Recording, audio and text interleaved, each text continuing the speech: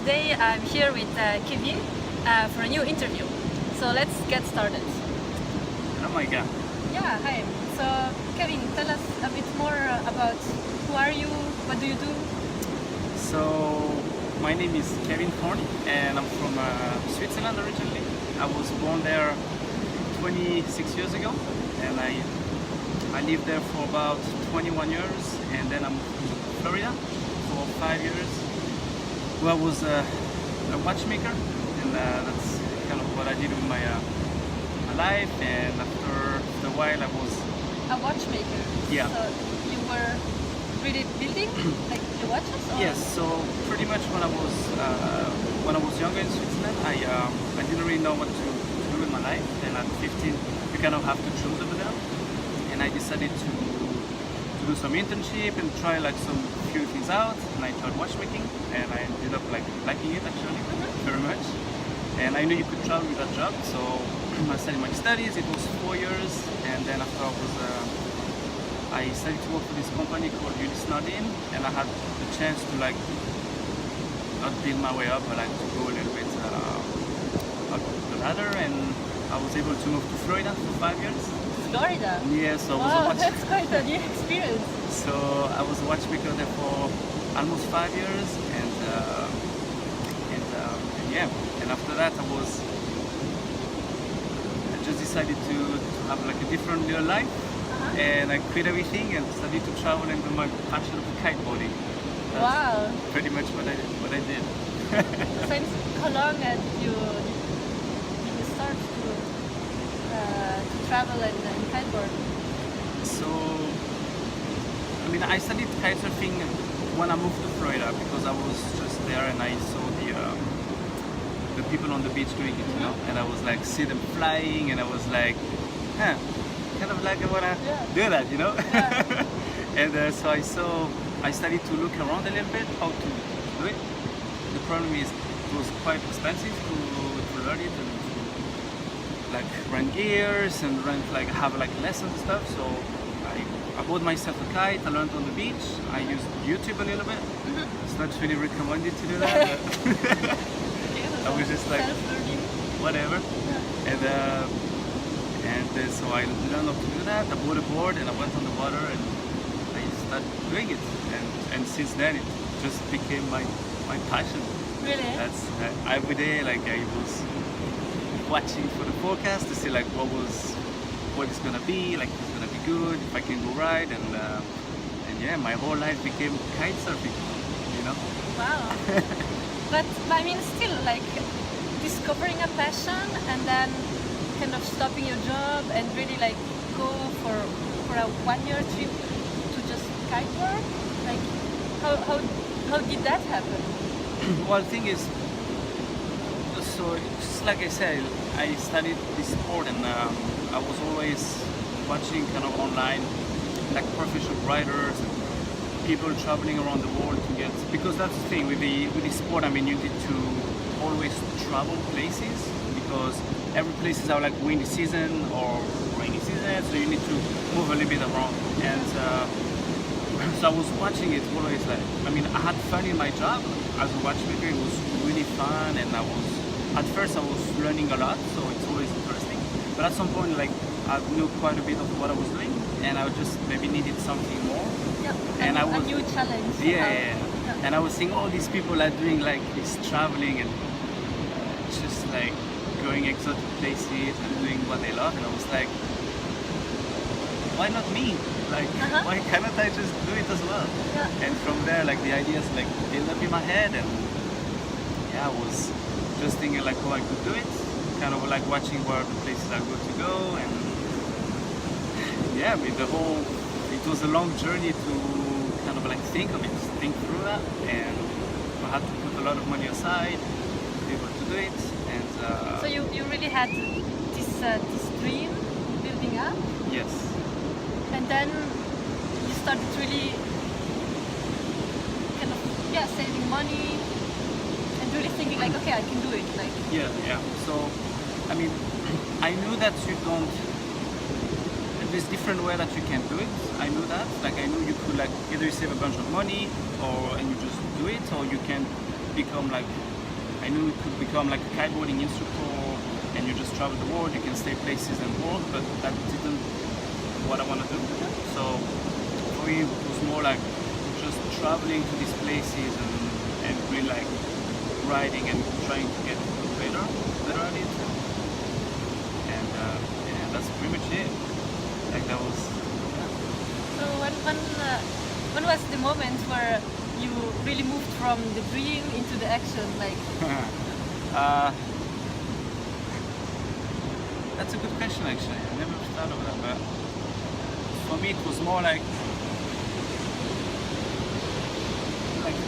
2 years before I left. Like 2 years, like because at first, of course, you know, you just start kitesurfing, and I mean, you're not that great, I guess. And but I was saying to kitesurf, and from there I was like, all right, so if I want to get better, I need to travel to these places. That's really what I know to from. And I was like, okay, so if I need to, practice also. yeah. And I was like, well, if you want to be able to travel to places, I would need this amount of money for, I mean, for what I wanted to do, you know, like I said, I didn't want to really teach or anything. I just want to ride. Yeah. And I kind of knew how much I would need for that. I kind of made like a budget for myself. Like, so this is what I would spend. I kind of tried to think through all the things, all the expenses, and in the end, I kind of had my budget, so I knew how much money I needed. And yeah.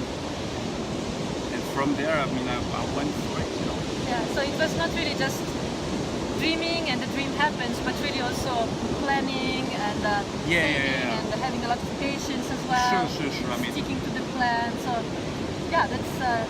yeah, I mean, I mean, I don't know, like how it is for other people. But like for me, it's like you have a dream, and dream just don't happen just like that. I mean, you have to. There's a lot of hard work behind it. Like, you know, it's funny Hard because work, because like now I'm really like on the I mean, I'm trying to be a lot on the social media a little bit to see like to tell friends, family, sponsors as well, like what I do, and it's funny because I always get like this, like people tells me like, oh, you have the dream life and it's fantastic, and which is, I mean, I'm so happy. If I can continue doing that for 10 years, I would do that for 10 years. But and if I had to do it again, I would. But the thing is, people don't really see all the. There's a lot of sacrifices behind it, you know. Yeah. Like for example, like these 2 years while I was playing on doing my trip before, like there's a lot of things I didn't really allow myself to do, to put money aside or to get a lot of as well training, you know. Like I was on the water every time it was windy in Florida, but a lot of like 6 months out of the year there's just no wind, so you go to the gym, you do like some cross training, you know, and it's really Not every day is sunny and beautiful, but sometimes. I mean it is, but it's just like there's a lot of commitment. Yeah, I think that's the commitment. word. A lot of commitment behind it, and you have to, like, having a dream is something, but if there's not the commitment or like the will to do it, I don't think it can happen so easily. Yeah, nice. It makes nice. sense. So yes, but I mean I'm living my dream right now, I have to say. So and now that you're living your dream, like what are moments that make you feel really happy? For me, like the true moment where I'm happy is when I hit the water, like always. Like, you know, now I've been really spoiled for the past 10 months, so I've been traveling. I've really been to all these places where it's like windy every single day, pretty much. So I'm able to ride pretty much every day. So I'm so spoiled for that, and I'm thankful, and it's just fantastic. But like that's when I hit the water, it's just like my brain just shuts up, and I just like it's just the element in myself and friends if they're on the water with you. And that's for me. That's when I get so happy. Like I get this pure. I just disconnect from anything, and I just I just disconnect from everything, and I'm just able to focus on my kiting, and yeah, you just go for it. You try new things, new tricks, and when you learn some, you have the pure feeling. At least for me, like I've got pure feeling of happiness, Yeah. and I think that's when I get it the strongest. But then after there's all the others being around it, like traveling, like I've had a chance to do a few workshops as well, like different places, and this is just fantastic. Like, yeah. So it's really this being in the moment, being connected with the elements. Yeah. Uh-huh. Yeah. That's just coming back quickly to my past. I mean, I was a watchmaker for so many years, and I was working in this office, which is cool. I mean, I love my job. I'd like to believe that I'm an outdoor person, and there's always something like kind of missing, like yeah, being with the water, the elements, or even like when you do a hike, the mountain, you're just like surrounded by beauty in nature, and I think that's something I always wanted it. Yeah. You know, if that makes sense. Yeah, I mean it's really also listening to your inner voice somehow. Yeah. Uh-huh. I mean, yeah, for many years, like I didn't really, I kind of put that inner voice, like you said, aside, and but like now that I'm able to travel for the past 10 months, like it's pretty cool. Yeah. I can't complain about it. That's Like I can't complain. yeah, nice. So yeah. And so what are also like if you think about your past, like in general, like are there moments where you felt like, yeah, actually I really have a sense of meaning. I really relate strongly to what I'm doing. Like, Well, yeah, I think you have like life is meaningful to you when you do what you love. If that makes sense. Like I meet a lot of people, or when I go back home, and all these people tell me like, oh, I'm not happy with my job, I'm not happy with this or that, or my situation is not great, and I think it's in that sense where you don't have like, maybe what you do is like meaningless, and I don't really know what's meaningful so much, but for me it's more like I'm doing what I love and what's good for me, and I think it's hard to explain, but like for me I feel like I really feel alive, like, you know, I feel like right now in my situation I feel like I'm living, like that's really what and maybe what I didn't feel before. Yeah. I mean, yeah, always you have a good experience, or you have something good happen to you and you feel like that, but then the feeling kind of goes away, and like now this is like, because I'm so happy and passionate about what I do, like I find meaningful in my life. At least for me, I don't know if I'm meaningful for other people, but it's, yeah. so has this also to do with what you said before, with this listening to your inner voice, like knowing that there is an inner voice, but not really doing what this voice says, versus hearing the voice and actually also following it. Yeah. Do you think does it has to do with that?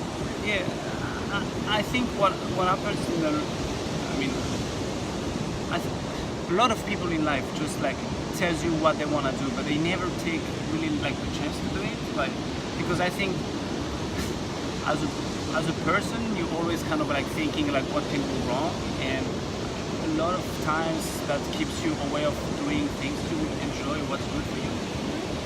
I mean, I don't know, that's just how I see it. And sometimes you just have to put this little inner voice like on the side and be like, all right, so now I'm doing like what I want to do, and just like, let's see what happens. Like, But what about the other voices? What about, for example, your family or the people around you? yeah, I mean, When you came up with this idea, like with this dream, like how did they react? I mean, my family was really supportive. I was always lucky that my mom and my brother, like, they've always been traveling a lot, and they were just like, they actually really inspired me, I have to say. Like, you know, they were like, even my grandmother, she was like she was 20 years old, so like more than 60 years ago, like she was just like, she took a backpack, she went to Morocco, and back then that was not as easy as now to travel, you know, they didn't have internet or anything, and she was telling me all of these stories of like traveling, and you just get to go for it. And so I guess maybe what was inspiring for me. And then my mom went to, she did like some hitchhiking all over the US when she was younger.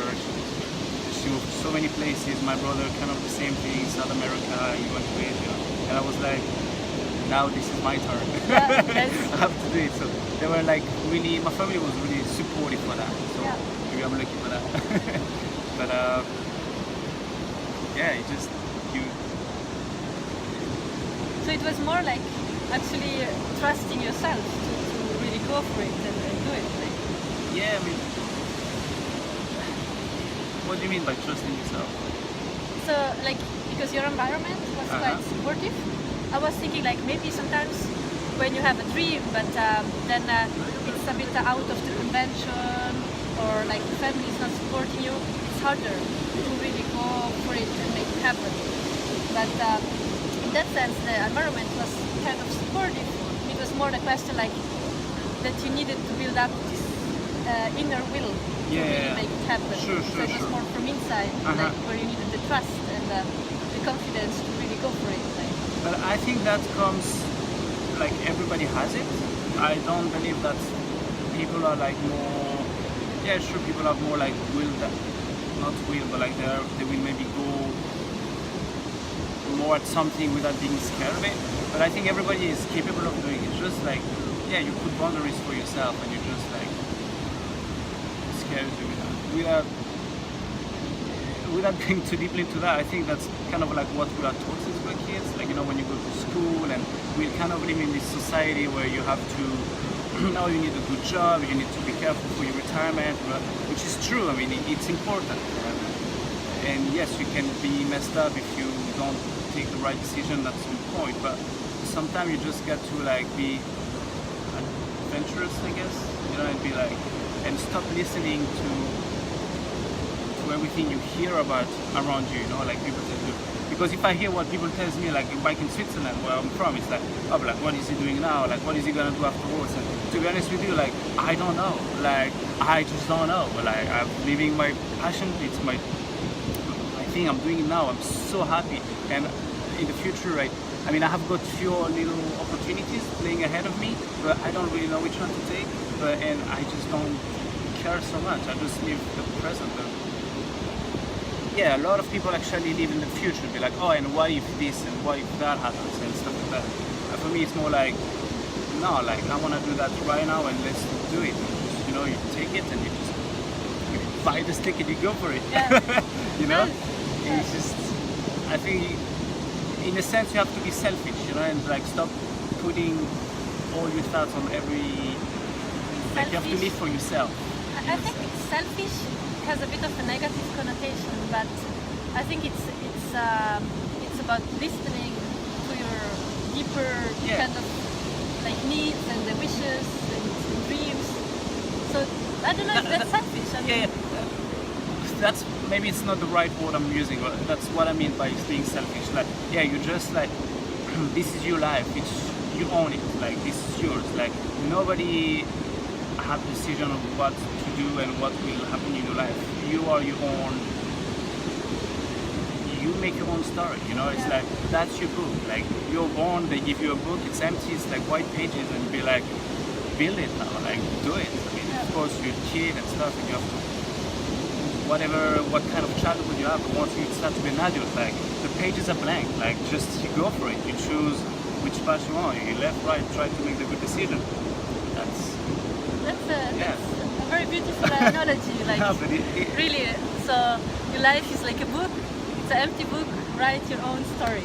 Yeah. I think that's a great way to close it up. Like be the writer of your life. Yeah, exactly. That's nice. how I see it. Thank you so much, Kevin, for sharing your experiences, your story. You're very welcome. Thank you. I hope I've been helpful. Yeah. Bye.